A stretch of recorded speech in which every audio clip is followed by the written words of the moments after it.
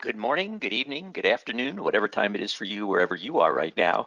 And welcome to another session of Bizar Financing. I'm Gordon Bizar, and today we're going to talk about not only how do you buy a company, how do you buy a whole industry, and how do you do it with little or none of your own cash. Today, I'm going to make you a believer because I'm going to show you what we're doing in one industry right now. Hopefully, you'll be as excited about this as I am. And the potential and the possibilities are frankly just huge. And it takes all the things that we've been training people in and teaching people for the last 40 years and brings it to a whole nother level of capability. And what you're going to see today is how the things that you've been experiencing as part of Bizarre Financing for as many years as perhaps you've been with us, you're going to see how they all come together to affect an incredible strategy that is working fantastically. And I'm going to take you into the model that we're actually using to do this. So put on your seatbelts. We're going to have a lot of fun today. And hopefully I'm going to expand your thinking as to the possibilities. Somebody once told me that I'm really good at expanding people's horizons and helping them see possibilities that they were unaware of before. I think we've just taken that to a whole new level, and I'm going to let you decide. Why just buy a company when you can buy the entire industry? First of all, I know you're going to have some questions by the end of the day. Type them in that question box on the right side panel so that when we're ready for questions, it'll be there. For any reason we don't get to your question today, what I'd like you to do is to email it to question@bizarrefinancing.com, and I will try and answer it for you. All right, is everybody ready? Do you have your seatbelts on? Because we're going for a jet ride. This is an area where we're doing this today, and what I'm going to take you through is the actual presentation with a couple of little modifications for privacy reasons. We've removed any names from this of the companies we're actually bringing into a strategic aggregation, as you're going to see here. But I'm going to take you through a presentation that we're currently making to jet charter companies. They're the folks who arrange all of the jet transfer other than the people who actually own their own jets. They have two constituencies, okay? One constituency is the constituency that owns the jets. And people who own jets many times will contract them to a jet charter company. The jet charter company manages the entire operation and puts people on their jets and enables the person who owns the jet not only to use it for their own travel, but then when they're not using it, make it a source of income for them. So that's one constituency, are the jet owners. The other constituency are obviously wealthy people and corporations who use jets to get their people from wherever it is that they are to wherever it is that they want to go. And it's become very popular right now, especially in light of COVID, where people who had money did not want to fly public. And so the private jet industry has really increased in demand dramatically. So this is a growing industry, it's a profitable industry, but it's also a fragmented industry. And what that means is there's lots of small to mid-sized players in this field. And so there's only a couple of bigger jet charter companies that dominate the industry, like NetJet, and there's one or two others. By and large, there are dozens and dozens of these intermediate-sized jet charter companies. We're currently acquiring two of them. One of them does $111 million a year, and the other one does approximately $123 million a year. And both of them are being acquired. They both serve slightly different arenas of the jet charter industry, but their primary function is matching people who need a jet with people who own a jet and bringing them together so that the industry facilitates itself through ownership and then through people who want to use those jets. All right, hopefully you got the picture of what the jet charter industry is. And if we were showing this to you as an owner of a jet charter company, and the idea we're looking to bring you into our auspices here, we would have this presentation set up where your logo would be here. So I'd be speaking to you about your company being the future of jet charter.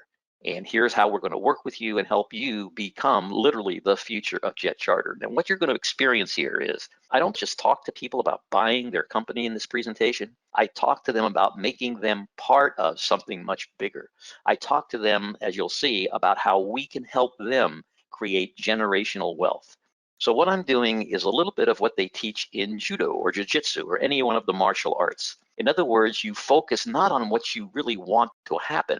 You focus through what you want to happen, beyond what you want to happen, so that as you strike with your hand or whatever it is you're using, you're focusing through the target, through it, not at it. Now, this is what we're doing here. We're bringing people's focus to a whole new level, no longer to think of themselves as a little player struggling to make a profit, but how they can, in effect, as you'll see, become part of a strategic aggregation where they can become the dominant factor in an industry.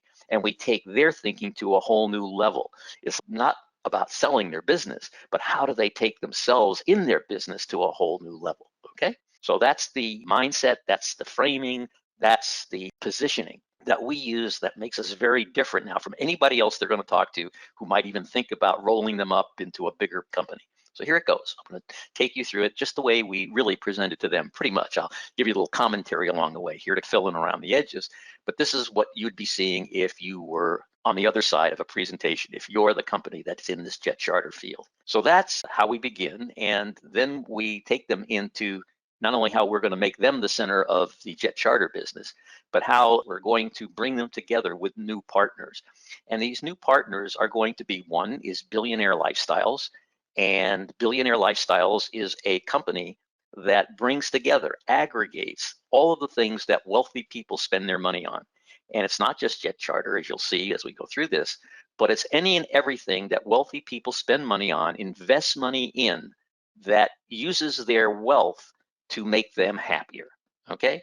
So what's the thing that all of these companies that we're going to bring together have in common from all different fields? It has in common that they serve wealthy people. And then we're going to introduce them to Scaleforce, which is a technology platform that enables all these companies that we bring together here to work together seamlessly to cross-market their customers in such a way that they all make more money on their customers by sharing them with others and earning income from that sharing process. And then how that sharing process brings them many new customers from all their partners when their partners' clients are cross-marketed to them. So these two partners, this is the platform, the system that automates and makes the whole thing possible. This is the company that pulls together all of the aggregated businesses that serve wealthy people. And National Diversified here is the company that will stand behind the funding, the financing, the structuring, the strategizing, taking this whole thing public to give everybody a massive win when it's all together. So these are the basic players. And then, of course, there's their company. And now we're going to show them how it is that we actually do that. As we're starting out, I go through our agenda for this meeting. In other words, what are we going to do during the time we're together for the next hour? We're going to be talking about disrupting the jet charter industry.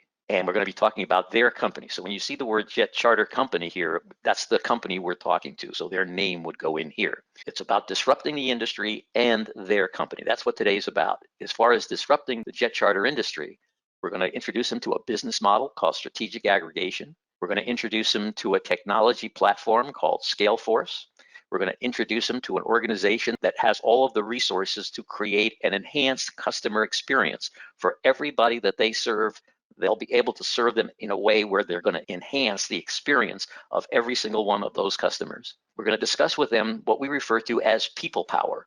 In other words, in any corporation, there's a culture, and the company culture also has a set of values by which the company operates. And we're going to show them how in the corporate culture and values that we're going to introduce them to and involve them into, we're going to multiply their people power so that they get more loyalty from their people, they get more passion from their people, they get more productivity from their people, they get everything they need from their own corporate personnel to propel them to a much higher level of business. And it's all built into how we do what we do. And then we're going to introduce them to financial leverage that's developed by National Diversified, that's going to take them through a method of leveraging their companies financially in many different ways that are going to propel their earnings and make them worth more, that gets translated into an IPO where they generate generational wealth for themselves and their major personnel and constituencies. So that's what we explain. We're going to talk to them. Now, I just want you to hear the words I'm using. We're taking the thinking of a person who was already entrepreneurial, already owns their own business, is already successful, is already making lots of money and profit and engaged in things that they are very proud of and have built. And we're taking their thinking a level up. We're taking their thinking from just being a business owner to being a major factor in the growth of their industry and in the wealth that they can create for themselves. So that's where we're going with this. Now, as far as their company is concerned, we're going to show them how they can become this aggregation platform that's going to facilitate all this.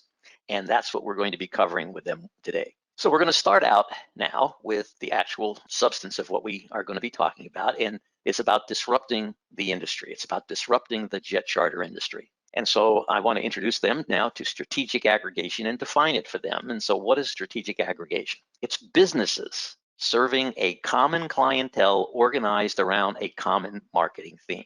What's the commonality here? Every business we're going to introduce them to and discuss with them today, their clientele are very wealthy people, okay, and major corporations. And the common marketing theme that we're going to organize them around is how this group of strategically aggregated companies that all serve these wealthy people are going to be able together to market in common to the folks that they all represent.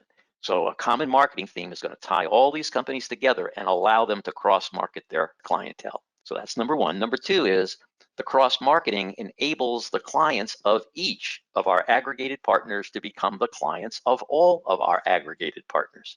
So as the cross-marketing occurs, if we have, just think about this, if you had 10 aggregated companies and each one had 100 clients, then with probably a little bit of crossover, you got 10 times 100, you got roughly 1,000 different clients, right? If they start cross-marketing their clients, each one that had 100 clients is now systematically being brought, the 900 clients of their partners are being cross-marketed to them.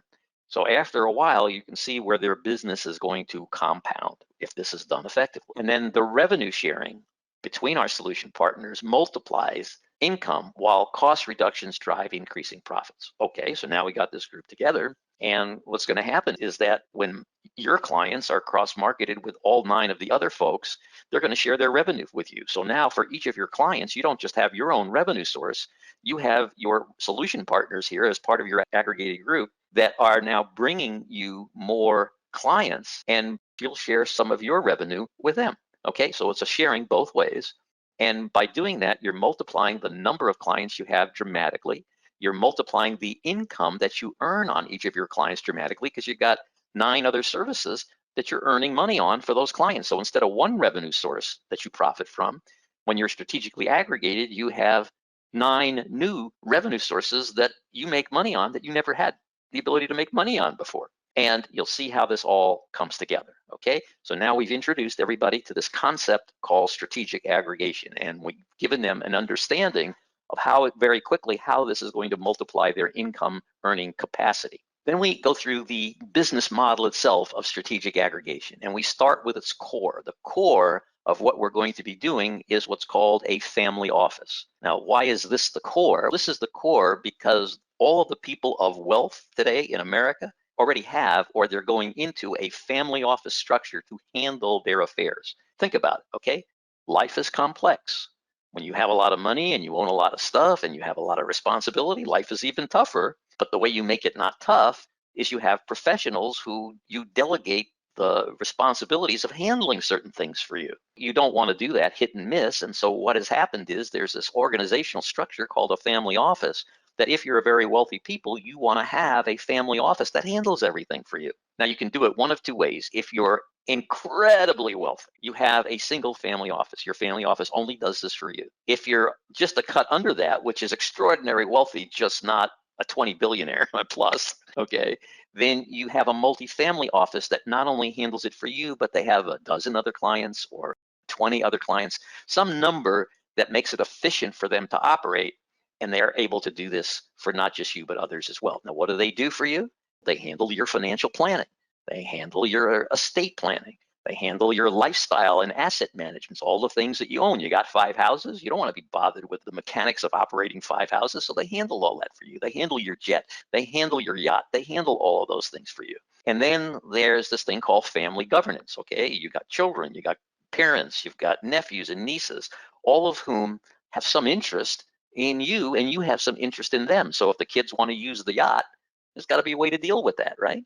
Okay, if you want to have your family together and you want your whole family catering to you because you're the source of their inheritance and their money, you want to have family meetings, okay, where everybody learns the rules of how the family works. Okay, so there's family governance. There's handling your philanthropy. There's handling the risk management of the things that you undertake. There is administrative services and reporting, so you know what's going on and all the records are kept properly and everything is coordinated. There's tax planning, there's investment management. All these things are handled by the family office. And what we did is we've added, through Billionaire Lifestyles, one new function to the family office, Billionaire Lifestyles. And that's this party here, which we recruit and train. They're called a certified concierge professional. Okay, so we've taken this role, and the role is to create a center of contact for each wealthy person that's part of this family office, where the wealthy person has one call to make, this person, or one text to send, or one app click to make, to connect with their concierge who orchestrates all of these various things for their benefit. So when they need to handle anything down here in the assets that they own, the concierge is trained on how to set it all up. And all of that's done here. Now, as you'll see in Scaleforce provides the automation and the technology that lets this person look at a screen, know everything that this party needs, knows what assets they have, everything they need to orchestrate, and enables them to set anything and everything up for that wealthy person, whether it's to get their laundry handled and get it to the cleaners, or do whatever errands have to be run, to what's going to happen on how they get from point A to point B, coordinated for a limousine to pick them up, drive them to the airport, is ready for them with their jet engines running when they get there, takes them from point A to point B, to their limousine, to their hotel, or to their friend's house, or wherever it is that they're going to their meeting. Everything is orchestrated through the concierge. That's their job. Make life easy and pleasant for the wealthy person. And this party is new. We've created this party and introduced them into the family office environment under the concept of the billionaire lifestyles, which, as you'll see in a moment, what their unique selling proposition is to that wealthy person and to the family office. Okay, so that's what the family office is, and this is the contribution that's made through this business model of strategically aggregating all of the sources of supply. So when this concierge is doing their job, what are they doing? They are orchestrating all of our solution providers that we've aggregated into use by the wealthy people that each of those companies represent. So it's an incredible way to bring all this together. So through that, the cross marketing and revenue sharing is all going to occur. And these are the companies that we'll be bringing together into this strategic aggregation. Now, why am I showing you all this? Okay, obviously we're doing this in the jet charter business and the things that wealthy people need, but I'm giving you the concept here because you can take wealthy people and jet charter out of this presentation, and you can put in here a strategic aggregation that serves a certain purpose. And I'll just give you one just so you know that there's many ways to do this. Suppose, for example, that instead of doing this through a family office, we had here a residential real estate broker, okay? And what we would do is we would aggregate around them, instead of things that serve wealthy people, anything that a person would use as a service if they're listing a house for sale or if they're buying a house. So just keep that in the back of your mind, okay? That you can use this for anything. The structure you're going to see is for the jet charter business, but we can go into any field and do something similar. All right, so cross marketing and revenue sharing, okay? All the services and products purchased by the very wealthy, including how they make and preserve their wealth. So what's going to go around our strategic aggregation? We're talking to a jet charter company, so we're certainly going to start with that, okay? So jet charter and jet sales, that's them.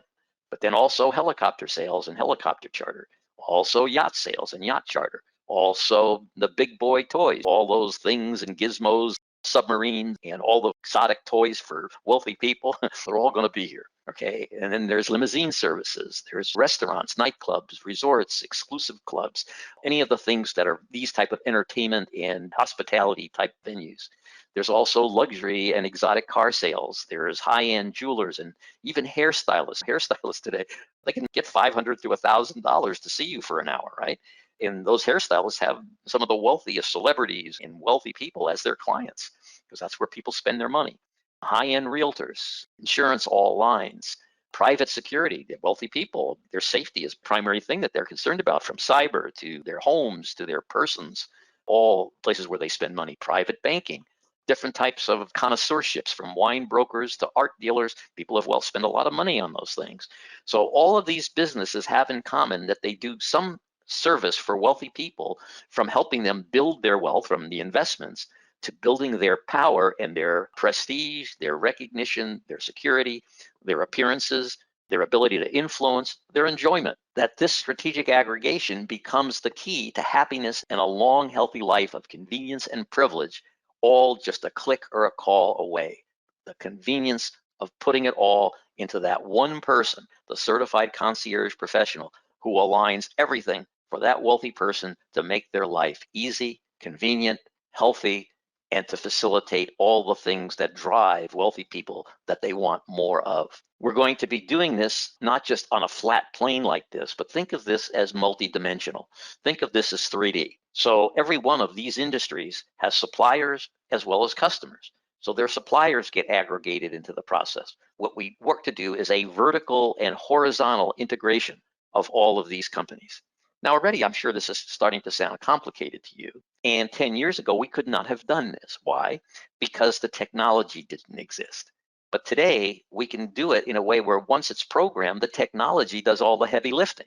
And one person can literally sit in front of their screen, facilitated by artificial intelligence, to pull together everything and anything in a nanosecond that wealthy person wants to do, organize it, structure it, and facilitate it virtually immediately. In effect, we're in the technology business here as well. But through Scaleforce, we will be vertically and horizontally integrating this and automating everything. And then once we start bringing people into this and we start bringing up their sales and we start bringing up their revenue and we start making acquisitions here around our people. Example, we have a yacht broker. They're big. That's why they joined us, okay? But one of the ways to make them bigger is not only by increasing their sales, but by buying up some of their competitors and adding them to them. So we'll be building buying power for every one of our affiliated companies here so that their margins increase and their ability to profit increases. And of course, bringing them in that process to economies of scale so that they are more profitable as they become bigger. In other words, not just in dollars more profitable, but in margin, in actual percentage that they make in profit on their sales. Then we showed these ownership people of the jet charter company the technological platform that we're putting all this on. So that's Scaleforce.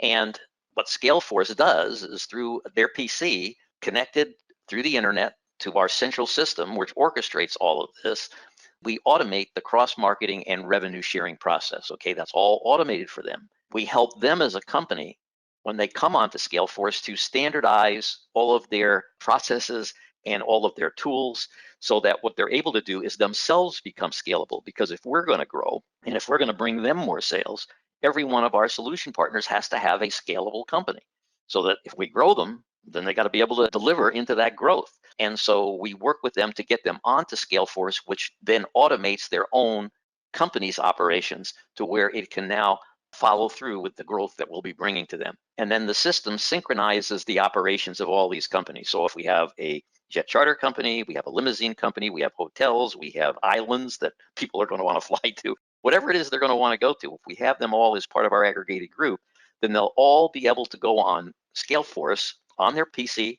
They'll be able to see the other service providers so that when the certified concierge professional is orchestrating this trip, he'll be able to integrate seamlessly the operations of the limousine company, the jet charter company, the limousine company on the other side, the hotel that they're going to, or the venue that they're going to. All those things get seamlessly integrated. If I'm the limousine company, I can see what's going on with the jet charter company. I can see that it's going to arrive on time or not. I can see everything that's going to happen because everyone's connected into the common platform.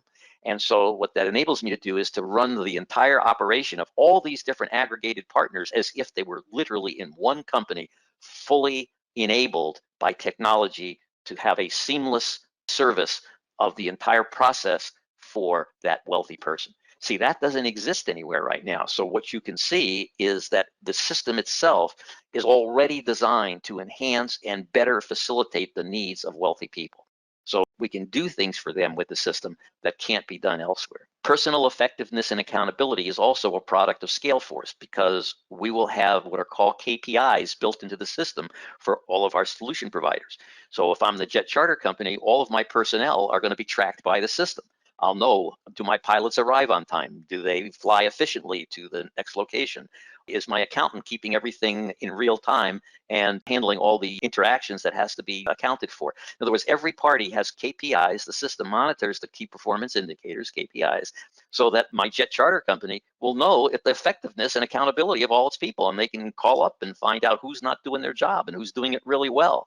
And with the KPIs, they'll be in a position to know who did well, to reward the folks who do well, and to better manage the folks who aren't doing well and maybe replace them. But the point is, nobody can hide from the system. It tracks. Now, we've already sent to the jet charter company their management a demo of Scaleforce. They've already had the chance to experience it. When we show them this, it's just a reminder of the icons that they saw in the system, and they've already been told and shown what each of these icons represent, what they click, what it does for them, how it does everything that they need to do, how it pulls together their whole company, how it identifies the person responsible, how it provides instructions to that person for everything that they have to do, how it provides video tutorials to train these people, so if they have to replace one, they can be retrained quickly, how at the touch of a button, they have all the forms and tools that they need already digitized for them to do their job and do it all through the system, how when they need to develop new templates, how that's done, what tools anyway, it's all done. I don't want to go into all this because if you're interested, we'll send you to Scaleforce where you can see the demo. But then here's how we track all of the things that have to be done. Anyway, it's all there. And so this is just to remind them of what they saw, all right? And then we continue on with the disrupting of the industry. For a wealthy person, life is about experiences. It's not about stuff. They already know they can buy all the stuff they want. The question for them is, how do they live life day to day, fully enjoying an exotic or very large range of experiences that ordinary people can't have and that are going to be very pleasant for them, very enriching for their soul, for their well-being. It's all about customer experience. And that's what Billionaire Lifestyles is designed to do, is to make sure that those experiences are the ultimate. It's all facilitated through the certified concierge professional. All the services are fully integrated so that they're easy, smooth, seamless, and that everything we do is smartphone compliant. The wealthy person, all they need to do is make the phone call, all they need to do is push the right button on the app, or all they need to do is send a text, so that everything they need is done right through their smartphone. Now, for the people who own these companies and are looking to grow their companies, here's some of the things that they've thought about, but they've never, in most cases, had the ability to fully execute themselves. And so we're going to show them the strategy and structure by which we're going to take their people and show them how to leverage their people through corporate culture and values that we're going to help them integrate into their company. And it starts with what values are supported.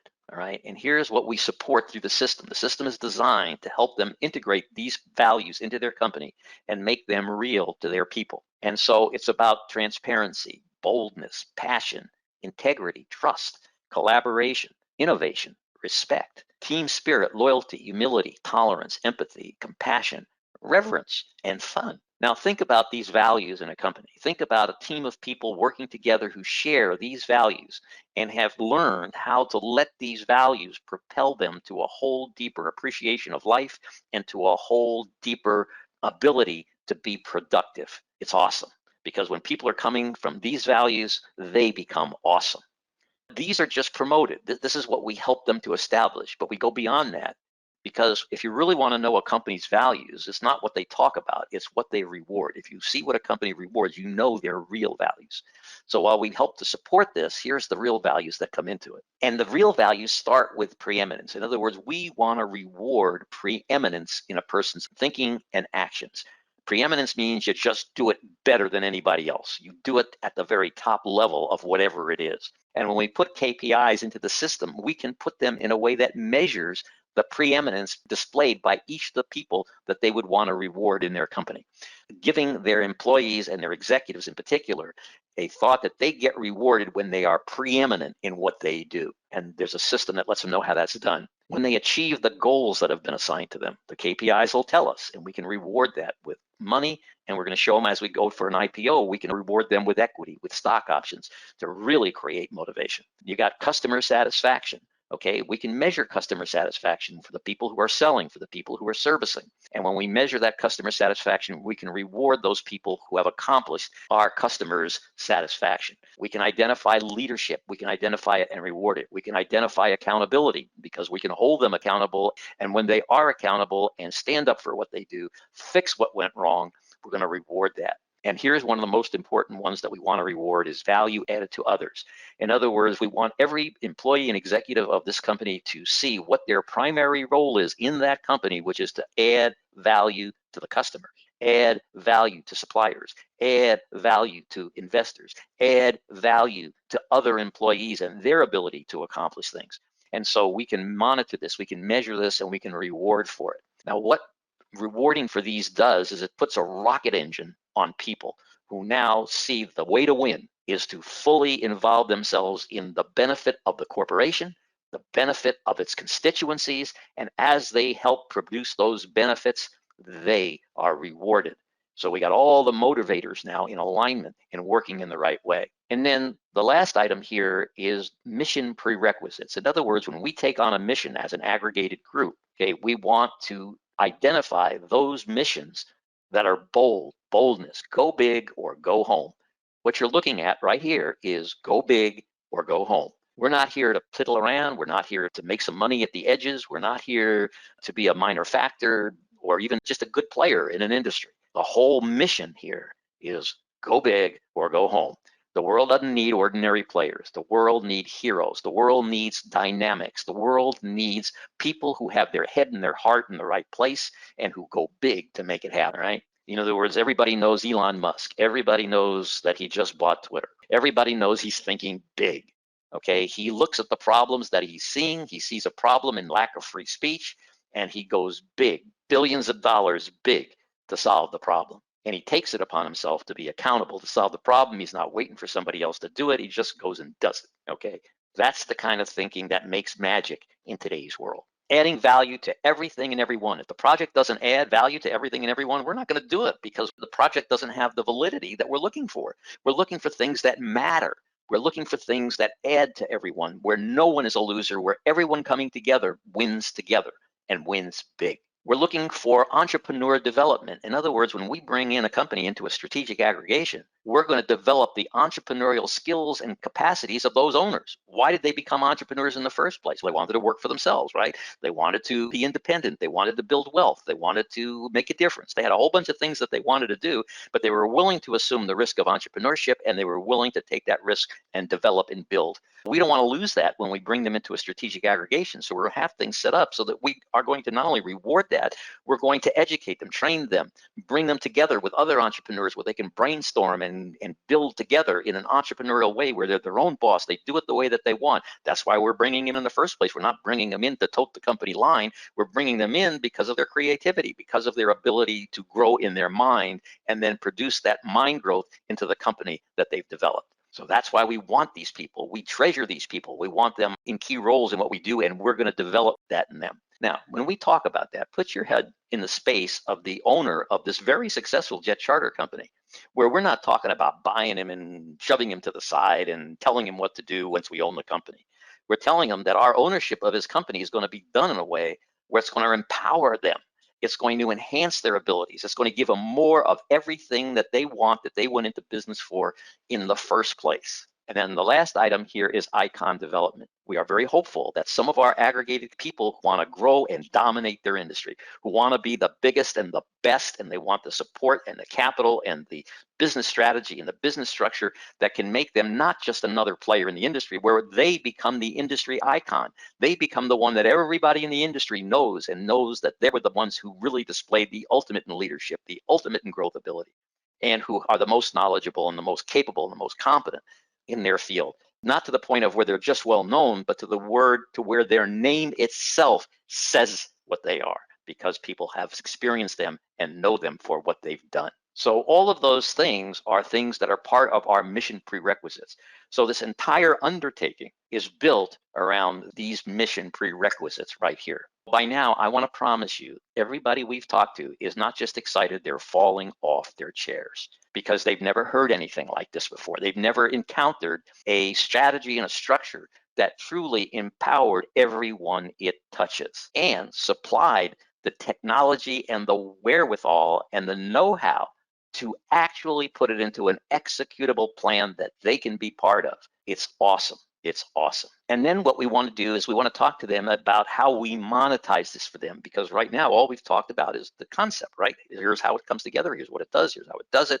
But we haven't really dug into the monetary side of it yet. How do we monetize this for them so that they're going to develop generational wealth, not just riches, not just a great income, not just 10, 50, $100 million in their bank account.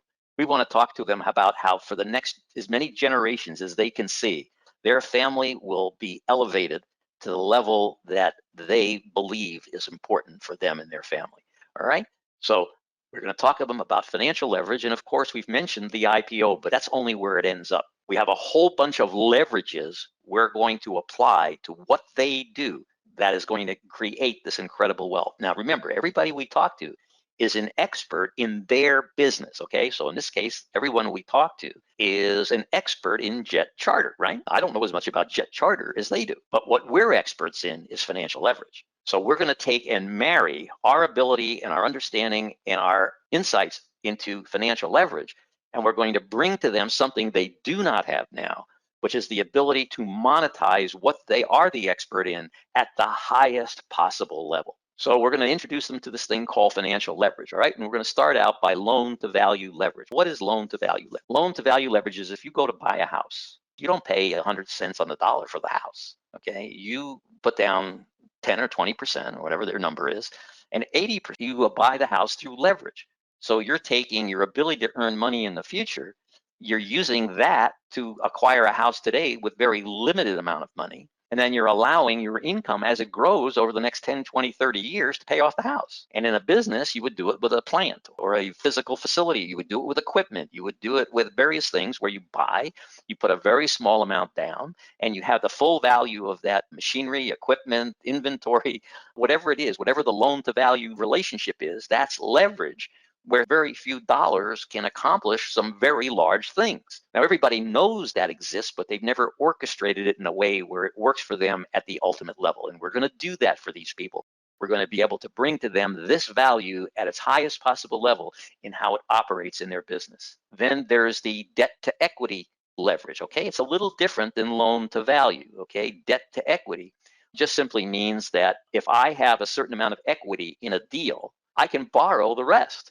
Why? Because the folks who are loaning me money will look at the equity I have. They'll see that's my skin in the game that I'm going to protect. So they'll take some risk with me because I've got my skin in the game, and they'll loan me maybe 3.5 to 4 times my equity. Now, that's got nothing to do with the loan to value leverage, because I can take my business, fully exploit the loan to value leverage of all the assets in it, then borrow more money on the debt to equity leverage of the equity that I put into my company. And now I can borrow more money to then more leverage on my loan to value stuff. So I've got leverage on leverage if I know how to structure it. Then we're going to show them structural leverage, okay? Now, structural leverage works like this. Maybe many of you remember the story of the Rockefeller corporations where he owned a company. Then he borrowed money, and then he brought in investors, and he let them own up to 49% of the company. But he retained control by having 51% of the company. Now, when he needed more money, he couldn't go out and raise more equity money because he'd already sold 49% of the company. So he would form another corporation that was owned by the company he owned 51% of, and in that operating company, he would sell off 49% to investors. Okay, now he raised more money, but his 51% of the parent company controlled 51% of the sub company, so he controlled both companies.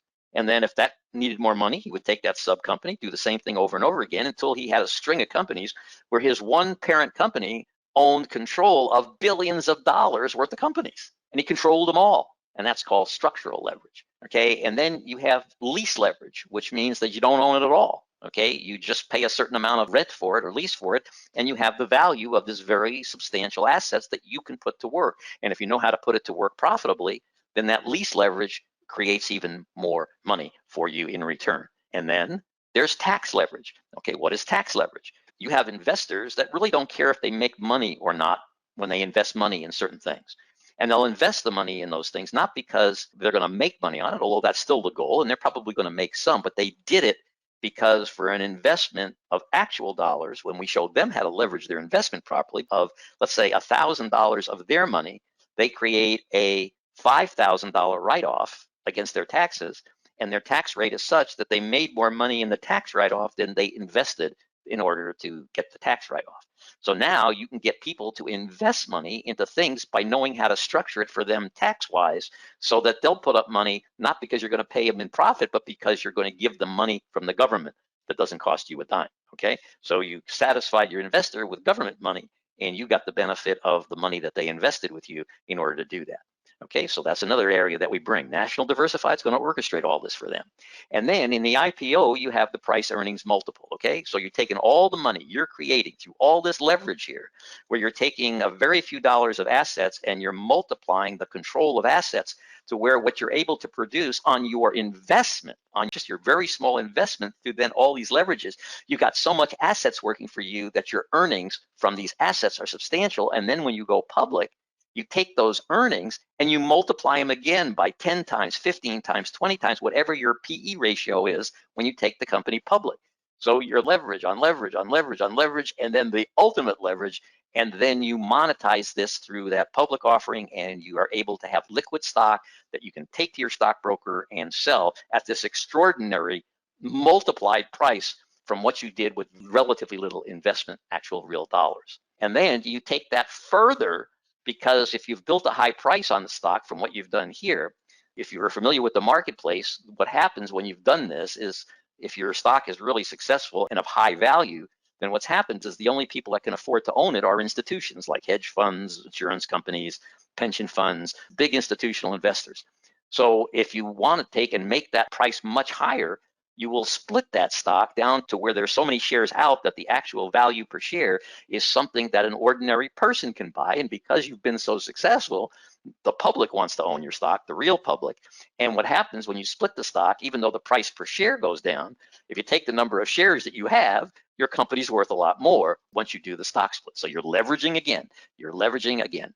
And then the next part is stock retirement.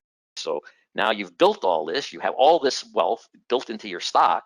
So now what you do is you have the company with its surplus cash repurchase your stock back from the marketplace, reducing the number of shares outstanding, increasing your earnings per share because there's less shares outstanding. So in the retirement process, you create a higher value to every share that is owned by somebody. And since it's the people we did this with that own the majority of the company, when we retire stock using our profits to do that, everybody makes more money. So it's leverage on splitting, more leverage on retirements, more leverage. And then the ultimate, okay, the ultimate for our people. This is the process that creates multi-generational wealth. No one of the people we're talking to have a clue how to do this for themselves, nor would they be capable of doing it for just their company. But when we put together a project like this, we do know how to do it, we can execute it, and when we do it, it's going to produce multi-generational wealth for everybody that's part of it. Now, what do we mean by public spinoffs? One of two things is going to happen with every one of our strategically aggregated partners. We're either going to continue to love each other and work together, or there's going to be somebody there in one of our groups that is saying, this has been great. I just really want to run off and do my own thing, and I want to do it myself. I want to do something myself. Our plan, our process, we have no enemies, okay? We have no enemies because we know how to make money on everything, right? So what's going to happen is we got that entrepreneur, so we'll say to him, look, I got a great idea for you, okay? And we tell him this up front. You've built your business to a very big level.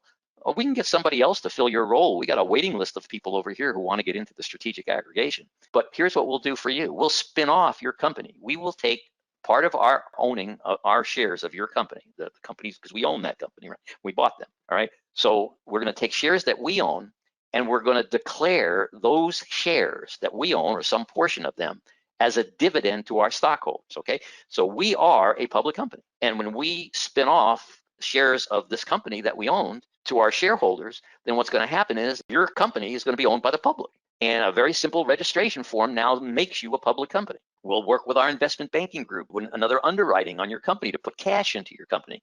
And you're going to be spun off. You'll be doing your own thing in your own business. You're the boss. You do with it what you want. And we will periodically be selling off our shares of your company into the marketplace because we'll make money on your spinoff. And you will make money by being now the significant owner of your company, taking it in the direction you want, going off and doing your own thing, and we'll fill your slot with somebody else, no problem, okay? So everybody gets to win. So we don't have arguments with anybody. Somebody isn't happy, we spin them off.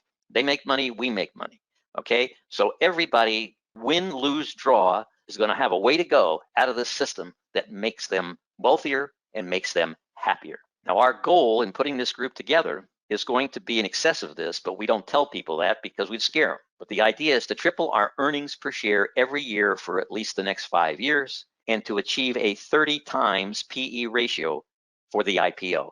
So that every dollar that we've manufactured in earnings through their excellence, through the strategic aggregation and the cross marketing, through all of the financial leverages all the way through here, than to take all those earnings and do an underwriting at 30 times PE, exploding the amount of wealth that each person owns in our collective strategic aggregation. And we have a formula by which we acquire the majority interest in all of our companies. We leave the owners, we're owners now owning a good proportion of the company. So they've gotten cash out. When they bought the majority share in their company, they get cash out, and then they're still owning enough of the company that this whole process creates significant wealth for them through that public offering where they own stock now in that public offering. So this is the general process that we've put together. And National Diversified Funding is driving the financial side of the process to deliver the ultimate payoff for everybody. As far as that jet charter company is concerned, what we want from them is for them to function, and we'll support them in the process. We'll train them, we'll work with them, we'll take on the responsibility of integrating them into the strategic aggregation and onto the technology where they become the growth platform for jet charter. So we'll be helping them acquire other jet charter companies. We'll be helping them to integrate their service into the full process, where the strategic aggregation process will be the driving force behind their growth. So they're going to have organic growth, which they would do anyway. So that's going to help grow. They're going to grow by strategic aggregation and cross-marketing, so that's going to accelerate their growth even more. They're going to grow by acquisition, which is going to accelerate their growth even more. And they're going to grow through capital injection, so that as they're growing, we'll provide the sourcing of capital that helps them to grow. By expansion of their global footprint, all of these propelling their growth. And that's part of what we bring to them in this process. Acquisition or equity investment partners is part of what we're going to be for them. And the only next step that they have to think of to make all of this happen is to sign our NDA. And let's, for the next week or two, explore the possibilities how you become our jet charter growth platform. And then I simply say, does this sound like something you'd like to pursue? I don't get a no. I don't get a no. I always get yes. Now, I'm not saying we're going to actually end up acquiring all these companies, because we may see there's flaws in their own financial structure. Or they may at the end say, this Bizar guy, he's just too wacko for me. I can't handle all that stuff. So there's no guarantee it's going to happen, but I do not get a no. What I get is a level of excitement in these people that it's been since they've been children, since they expressed that level of excitement in anything. I just showed them their trip to Disneyland, and they are very excited about it. And so that's what strategic aggregation is as part of our process. That's the whole process right there. All right, any questions? Any questions? I see a couple of questions here. This sounds great, Gordon, but wouldn't you have a case of too many chiefs and not enough Indians? How do you pacify all the gargantuan Ujigos? Thank you for that question, because if we didn't have an answer to that, we'd have a big problem. Everybody gets to be king of a kingdom. In our pro workbook, we have a section, how did the kings become king? Okay, you can look it up, but I believe it's in one of the A sections of the workbook. But anyway, the general strategy is this. If you go back to feudal times, okay, you had an individual, let's say, who was a great warrior, okay, and he became respected as a great warrior. And if he decided he wanted to be king, what he did is he went around to some of the other folks who also ran smaller little fiefdoms, and he said, look, if you join up with me, we can take over this or that. And when we do that, I'll give you this kingdom for yours. Okay, and so he got enough folks together who respected his warriorship and leadership that they would then form an army, and each had their own army under him. And now they would go and they would conquer the neighbors, and then he would divide up the land of the neighbors and give it to the chiefs of his group that he put together. So at the end of the day, we're doing essentially the same thing. We're dividing up the world out there into the essential elements are for us to have our universe here. We're identifying all the kingdoms that we can give away. We then recruit our strategic aggregated partners to become those chiefs, and we support the hell out of them to become the chief. Now, each of them is the chief of what they do. They're not the chief of what the other guys do. Each person is their own chief, and then you can have a council of chiefs. But at the end of the day, when I've done this, I'm going to own 51% at least of the companies that own 51% of the companies that own 51%. So at the end of the day, it's a democracy that has enough authoritarianism in it that somebody can call a final result or a final decision. And presumption is that the person doing this, as they're putting this together, your focus is on making sure you command the respect and loyalty, because you reward those things, of all the people you're bringing together. I'm not saying that building a kingdom is not without its difficulties. Kings have done this since feudal times, and they've had to wrestle with that since feudal times, and a successful king did. And everybody benefited when the king did, because the reality is nobody benefits if it goes off the rails, because egos are fighting each other. So at the end of the day, it's in the skill of leadership that you do it. It's in the ability to command the respect of the people that you bring together. It's in the ability that you have to create so much value for everyone continually that no one wants to take you on because they can't, in effect, replicate you or do what you can do for them. So the king really only stays king, remember this, as long as he provides value to his constituency. Yeah, there's a great amount of fun in being king, but there's also responsibilities in being king if you do that. I don't know if that answers your question, but that's the general theme of it. Okay, is there a replay for this? I have an associate who needs to listen, and the answer is yes. We should have this up by the weekend. We do recommend that you do review the audios and the videos, because it'll help you remember all of this, because how you structure this for whatever you want to do, having this as a template will be very helpful to you. You all have access to Scaleforce. We're happy to work with anybody who wants to replicate this in a certain industry. But I already gave you a sense of how you would replicate this, let's say, in the real estate industry. Your aggregated solution partners are all the folks who get involved with a buyer of a new home or with the person who lists the home. So for example, if I'm a company that does remodeling and I'm a seller, I might want to remodel my house before I put it on the market so I can get the highest dollar for it. Or if I just bought the house and I bought it at a bargain because it needed a lot of work, I might want to hire a remodeler in order to do all those things. So one of your services in your solution partnerships would be a remodeler to do both of those functions before or after the sale. And just as the broker is talking to people who are natural clients for the remodeler is talking to people who are going to need a broker. So everybody's in a position to cross market. So whether you're the escrow company, the remodeler, an electrician, a escrow company, an appraiser, a lender, they're all subject to the strategic aggregation. This model works beautifully in any arena where there are businesses that share a common clientele, even though they all do different things for that same clientele. And a little bit of imagination, and you can think of a lot of great places to do this. What's the next step with Bizar Financing? Thank you for that question. We have 3 levels here at Bizar Financing. Okay, one level is Essentials, which is this is an Essentials webinar. And Essentials, it's designed to give anybody who wants to grow by acquisition the basic concepts, the knowledge, the understanding, the insights, and the ability to reach out to begin to do this for themselves. If they're serious about it, at some point they're probably going to want to take Bizar Financing Pro, because it's an up level from this where we get into way more dynamics, way more tools. We make people into literally a professional about how to do this. And that's true if you're only going to be consulting other people who you're helping them acquire businesses, or it's going to be true if you're the person and the entity that you control is the one that wants to make acquisitions. The Essentials model is strictly about information, and these webinars, the Bizar Financing Pro model, is about taking it a whole nother stage further, much more information, another level of webinar that takes it up from here. We add the pro webinars to it, which are, again, a much more sophisticated level, and we have support for that group. We're happy to help you through advice over the phone or over the internet through email, and we'll actually advise you and work with you through that advisory to just help you to get your next step. That's all part of Pro. And then we have another step up from that, which is PIBA, which is Partners in Business Acquisition. And there we will actually partner with you. We will bring our resources, all of our resources, to a partnership with you to go on out and acquire a company together. This whole experience you had today comes from one of our PIBA members who came to us and said, look, I want to own, this is what he said to us. He says, I want to own a jet charter company. So I said to him, can you raise your sights? He says, what do you mean? I said, just owning a jet charter company, frankly, isn't exciting to us, but there's ways that we could take it that would be. So he said, yes, I'd be open to that. What you're seeing is where that ended up. And he is now our partner in putting all of this together. And obviously there are things that we have to handle, because this is not something that he could come to this partnership and know how to do. He wouldn't know that. We handle everything that our partner doesn't know or can't handle. And there's a process for that. You'll find this all on the Bizar Financing website, by the way. You'll find it under the headings that come down from the left side. You'll see our other programs, and there'll be explanations there for what they are and what they do. So those are the 3 levels that we work with people to get into this level of exercise. It's going to take a lot of work on our side to make it happen, but we do that through PIBA, through Partners in Business Acquisition. So that's the range that we have, and hopefully one of them will work for you. It's PIBA, by the way. Somebody said, PIBA, how can I get more information? Okay, what you do, in fact, maybe I'll just break out of this for a moment here and go to Bizar Financing.